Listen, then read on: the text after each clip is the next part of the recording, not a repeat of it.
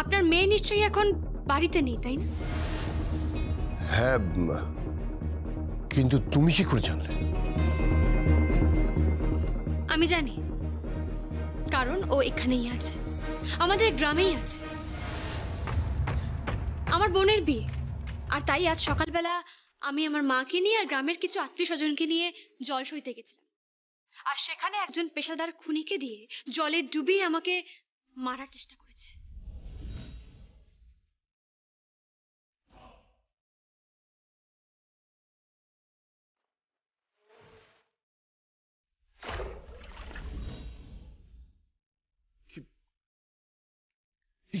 কি বলছো তুমি? ঠিকই বলছি। আর এখন সেই পেশাদার খুনিটি হাসপাতালে আছে, পুলিশের হেফাজতে।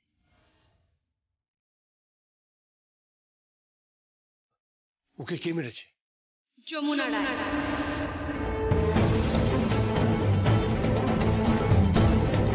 আমি মেরেছি। আমাকে কেউ স্পর্শ করতে পারবে না যতক্ষণ আমার স্বামী আমার পাশে আছে।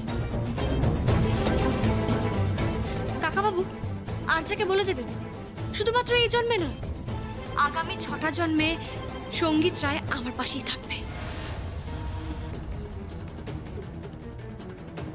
আমার স্বামী হিসেবে ওকে বুঝিয়ে দেবেন, আর ওকে বলে দেবেন ও যেন এরকম ভুল আর দ্বিতীয়বার না করে। যদি আবারও আমাকে মারার চেষ্টা করে তাহলে তার ফল কিন্তু খুব খারাপ হবে। আমিও ক্লান্ত, ক্ষমা করতে করতে আমারও পিঠ দেওয়ালে ঠেকে গেছে। আর নয় কাকাবাবু, আর নয়, ওকে আটকান। আর হ্যাঁ, এটা আমার উপদেশ নয়, এটা আপনার কাছে আমার বিনীত অনুরোধ। ওকে সামলান।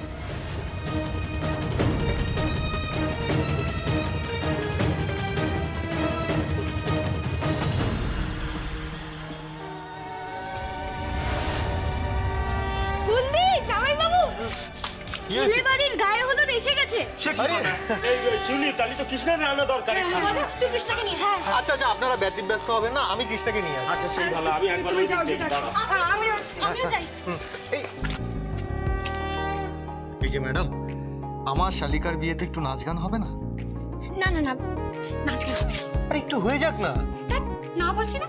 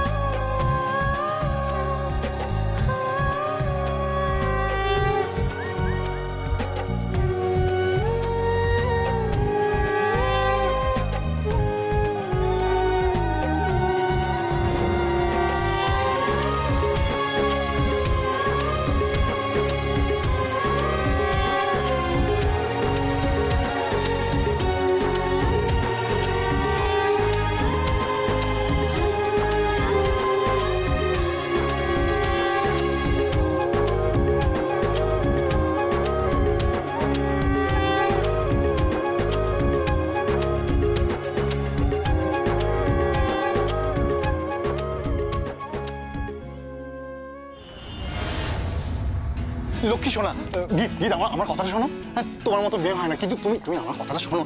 আমি বলছি যে শোনো না, আমি বলছি যে প্লিজ তুমি ভাত খাবারটা নিয়ে নাও। এই শোনো, একদম চামচাগিরি করবে না, নিজের বাবা মার চামচাগিরি তুমি করবে না, বুঝতে পেরেছো? ওনারা অনেক বড় অন্যায় করেছেন, বিয়ের মণ্ডপ থেকে নাকি পাত্রকে তুলে নিয়ে যাচ্ছিল। কেন এই শহরে কি পাত্রের অভাব পড়েছে? শোনো বেশ, আমার পিছনে না এক ছেলে এরকম ঘুরে বেড়ায়, বুঝতে পেরেছো? আমি কেদার রায়ের মেয়ে, গীত রায়। আমি বুঝতে পেরেছি তুমি হলে পৃথিবীর শ্রেষ্ঠ পাত্রী, তুমি হলে পৃথিবীর শ্রেষ্ঠ নারী, তুমি হলে পৃথিবীর। এই চুপ করো, থাক, আমাকে বাটার লাগাতে হবে না, কারণ আমাকে বাটার লাগিয়ে কোনো লাভ নেই। এই না না, আমি বাটার লাগাচ্ছি না, তুমি আমার কথা শোনো, তুমি ভাত খাবারটা নিয়ে নাও। কেন ঝামেলা করছো? কি? এই শোনো, আমি কোনো ঝামেলা করিনি, আমি পরিষ্কার করে একটা কথা বলেছি, যমুনা বৌদি এলে আমার ভাত কাপড় হবে, নয়তো আমি ভাত কাপড় নেব না। আরে কি মুশকিল, সখী তো তোমার ভাত খাবারের দায়িত্ব নেবে না, ভাত কাপড়ের দায়িত্ব তো নেব আমি। হ্যাঁ, সেই জন্যই তো আমি যমুনা বৌদিকে সাক্ষী রাখতে চাইছি, কারণ তোমার দায়িত্ব নেওয়ার উপরে আমার কোনো ভরসা নেই। বে মানে মানে তোমার বাবা মা যে কোনো সময় আমাকে বলতে পারে গেট আউট। মানে মানে বলতেই পারে ওনারা যে বন নিয়ে চললাম, তখন এই শোনো না, বলছি যে যা হওয়ার তো হয়ে গেছে, এরকম করে না লক্ষ্মী শোনা। বৌমা, বৌমা,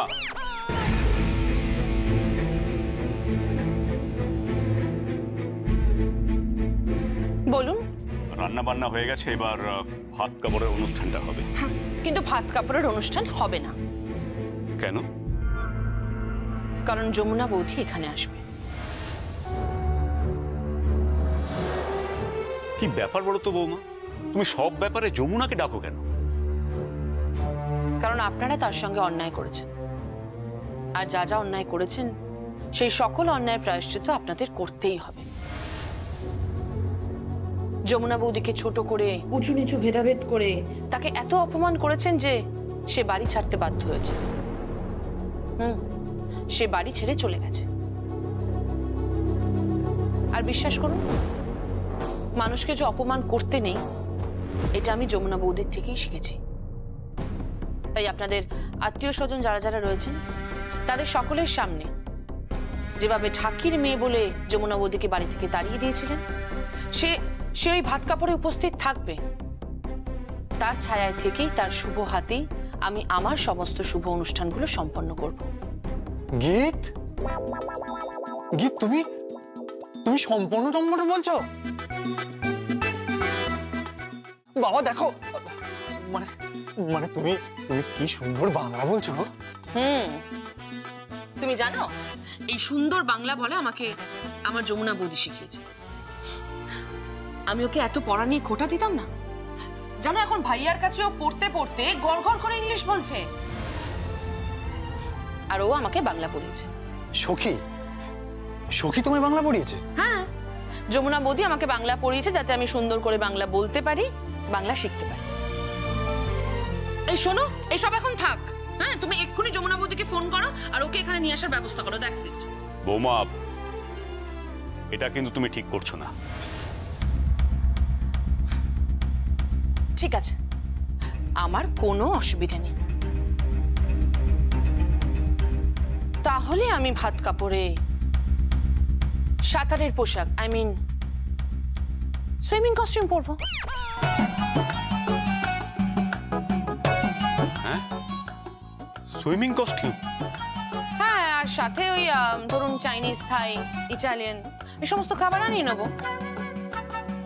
এসব দিয়ে কি হবে বৌমা?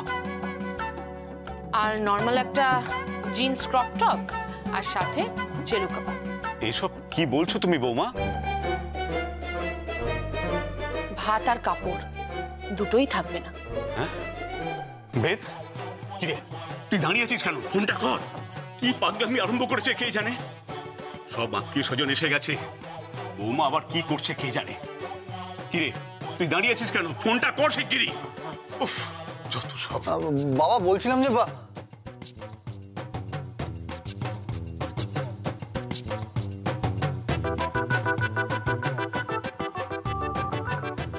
হ্যালো, সখী, কি হয়েছে?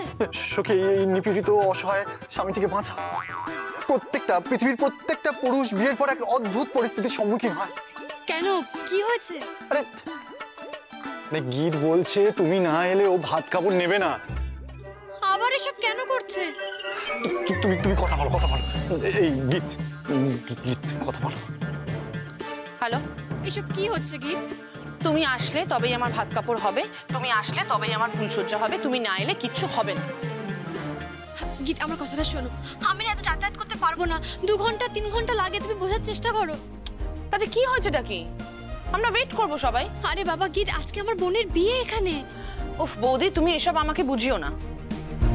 তুমি যদি এখন রওনা হও, তুমি ঠিক টাইমে এখানে চলে আসবে, তারপর আমার ভাত কাপড়ের অনুষ্ঠান হয়ে গেলে তুমি চলে যাবে তোমার বোনের বিয়েতে। আচ্ছা,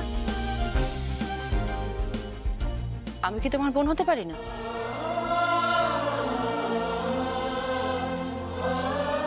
গীত, তোমার নিজের বোন হলে তুমি না করতে পারতে? না গীত, তা নয়, আমার কথাটা একটু শোনো। আমি তোমার কোনো কথা শুনবো না যমুনা বৌদি। দেখো, তুমি তুমি সবসময় চেয়েছো যাতে আমি শ্বশুর বাড়িতে সুখে থাকি, তাহলে আমার সুখের সময় তুমি কেন থাকবে না একটু বলবে?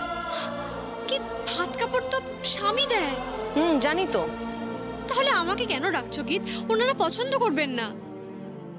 জানি তো, আর ঠিক সেই কারণেই আমি তোমাকে এখানে বারবার ডাকছি। যমুনা বৌদি, তোমাকে পছন্দ না করার মতন তো কোনো কারণ নেই।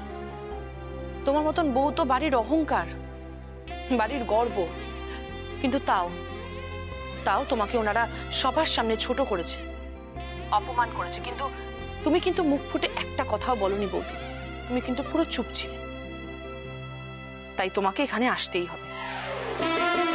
আর নয়তো তুমি তো জানো, আমি আমার বাবার, আমার মায়ের, আমি তোমাদের 3 জনের দিব্যি দিয়ে বলছি যমুনা বৌদি, আমার ভাত কাপড় কিন্তু হবে না।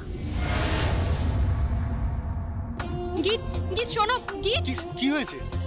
বাবা, যেমন আপনার বাবা ঠিক তেমন আপনার বোন। কেন? দুজনে একেবারে গোয়ার গোবিন্দ। মানে একজনকে সিধে করতে গিয়ে না আমার জীবনটা একেবারে কয়লা হয়ে যাচ্ছে। আরে কি হয়েছে সেটা তো বলবে। এখন গীত বায়না ধরেছে আমি না গেলে নাকি ভাত কাপড় নেবে না। আরে বাবা, এ তো আমার অহংকার। মানে আমার পরিবারের সকলে তোমাকে এত ভালোবাসে। আর ভালোবাসা বলবেন না। এখান থেকে আবার ওখানে যাব, ওখান থেকে আবার এখানে আসবো, মানে কোথায় যাব? বল দিদি, তুই আমাকে কখন সাজাবি? এদিকে, আমি তোকে খুব সুন্দর করে সাজাবো। তুই কি রে, তুই তো এখনো ভেজা পোশাকে দাঁড়িয়ে আছিস। জাগিয়ে চেঞ্জ করে নে, আমি এক জায়গায় যেতে হবে আমাকে, আমি যাবো আর আসবো। কেন যেতে হয় বাবা, আমায় কলকাতায় যেতে হবে। কলকাতা? কেন এখন আবার কলকাতা যাবি কেন? যেতে হবে বাবা, ওখানে যে আমার ননদটি। আচ্ছা, আমি কি তোমার বোন হতে পারি না? তোমার নিজের বোন হলে তুমি না করতে পারতে?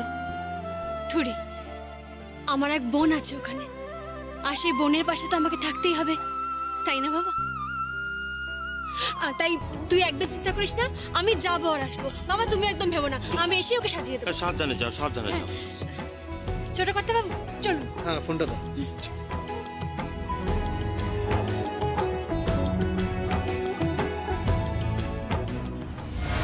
অনুরাধা, অনুরাধা, কল্যাণ, কোথায় যে যায়, এদের দেরি হয়ে যাচ্ছে না বুঝতে। কি হয়েছে এত হাঁকটাক কিসে? হাঁকটাক মানে তুমি এখনো রেডি হওনি? তুমি যাবে না? কোথায় যাব? তুমি বা কোথায় বেরোচ্ছ? চাপ বাবা, এখন বলে কোথায় বেরোচ্ছ? ওরে বাবারে, গীতের ভাত কাপড়ে যেতে হবে না নাকি? কি হলো? তোমার দাদার কথা শোনো। কি বলছো? তোমার দাদা নাকি এখন গীতের শ্বশুর বাড়িতে গীতের ভাত কাপড়ের অনুষ্ঠানে যাবে। কি বলছো? হ্যাঁ, তুমি ভাত কাপড় হাসছো কেন বলো? কেন আমি কি ভাত কাপড়ে যেতে পারি না নাকি? যেতে পারো, আমরা সেই কারণে আসছি না, কিন্তু আরে বললেন আমার একটা কথা বলো, তোমার দাদাকে কখনো দেখেছো কোনো ভাত কাপড়ের অনুষ্ঠানে যেতে? হ্যাঁ, আই মিন রিসেন্টলি? আমি তো দেখিনি, সেই কারণে তো অবাক হয়ে যাচ্ছি। কোন দাদা? আপনার বড় ছেলে এখন গীতের শ্বশুর বাড়িতে গীতের ভাত কাপড়ের অনুষ্ঠানে যাবে। আপনি শুধু মানজাটা দেখুন। ভাবতে পারছো? আমাকে নিয়ে কিন্তু হাসাহাসি করবে না বলে দিচ্ছি। আমাকে নিয়ে হাসাহাসি এই যে বল দাম কেটে দেখো। আমরা রেডি। তোর রেডি হয়ে গেছিস? তাহলে তোরা ভাত কাপড়ে যাচ্ছিস তো আমার সঙ্গে? আচ্ছা, তোরা সবাই ভাত কাপড়ে যাওয়ার জন্য উঠে পড়ে লেগেছিস কেন বলতো? সত্যি মেয়েগুলো একটু পার্লার টার্লারে যাবে, তারপর সেজেগুজে বিকেলের দিকে। ঠিক আছে, যে যেখানে যাক, পার্লারে যাক, যেখানে খুশি যাক, আমি কিন্তু এখনই ভাত কাপড়ে যাবো, এটা আমি বলে দিচ্ছি। আচ্ছা, আমাকে একটা জিনিস বলো তো দাদা, তুমি ভাত কাপড়ে যাওয়ার জন্য তো উঠে পড়ে লেগেছো কেন? এখন তো তত্ত্ব নিয়ে যাওয়ার সময়। হ্যাঁ তত্ত্ব নিয়ে আমি যাব। তুমি তত্ত্ব নিয়ে যাও। আমি তত্ত্ব নিয়ে যাব। মা কি বলছে দাদা? বাবা কি হলো রে তোর কেদার? ও তুমি বুঝবে না বিন্দুবাসিনী দেবী, তুমি বুঝতে পারবে না। আমি বুঝতে পেরেছি। হ্যাঁ বোঝনি, গীতের ভাত কাপড়ে যমুনা আসছে। ও হ্যাঁ, তাই তো, এবার তো আমিও বুঝতে পেরেছি। কিন্তু দাদা এটা খুব অন্যায় হচ্ছে, জানো তো? মানে ভীষণ অন্যায় হচ্ছে। তোমার বউ মেয়ে তাদের প্রতি কোনো নজর নেই, যত্ন নেই, সমস্ত যত্ন নজর ওই বৌমার প্রতি। মানে বৌমা তখন মেয়ের থেকেও বেশি হয়ে গেছে। আরে কি আজে বাজে কথা বলছিস? আর তাছাড়া যমুনা কোথায় কখন আসবে সে সমস্ত কোনো খবর আমার কাছে নেই। একদম অভিনয় করো না, খুব বাজে অভিনেতা তুমি, ধরা পড়ে যাচ্ছ। আমার কাছে খবর আছে। কে বলেছে? জেঠু আমি বলেছি। তুই বলেছিস?